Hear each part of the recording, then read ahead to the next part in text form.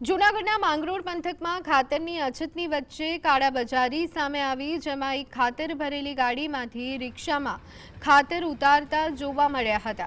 એક તરફ માંગરોળ પંથકમાં ખેડૂતોને ખાતરની અછતનો સામનો કરવો પડી રહ્યો છે, તો બીજી બાજુ કાળાબજારમાં વેપારીઓ પર આક્ષેપ છે।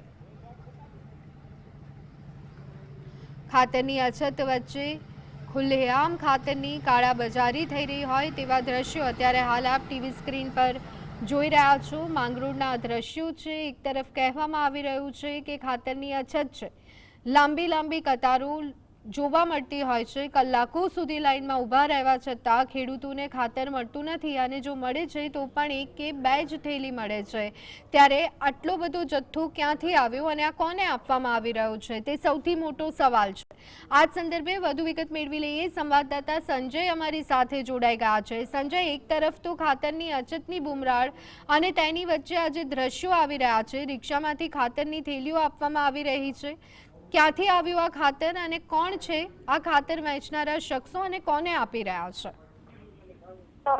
જે રીતે વાત કરવામાં આવે તો માંગરોળ પંથકમાં હાલ ખેડૂતો ખાતર માટે તડપી રહ્યા છે અને ખેડૂતોને માત્ર 5-5 થેલી જ ખાતર મળી રહ્યું છે। ત્યારે જે ડાયરેક્ટ ગાડી આવે છે અને આ ગાડીમાંથી છકડો રિક્ષામાં જે ખાતર છે તે ઠલવાય છે અને ક્યાંય ને ક્યાંય જે ખાતર ઠલવાય તેમાં જે કાળાબજારી કરતાઓના આક્ષેપો થયા છે। એક વિડીયો પણ સામે આવ્યો છે કે અધવચ્ચે જે ગાડી છે જેમાંથી ખાતર ઉતરી રહ્યું છે અને ક્યાંય ને ક્યાંય કાળાબજારીની આશંકા સેવાઈ રહી છે।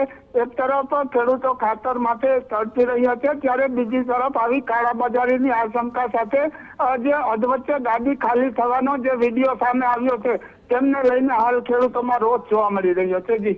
જી આભાર સંજય, સમગ્ર માહિતી આપવા બદલ।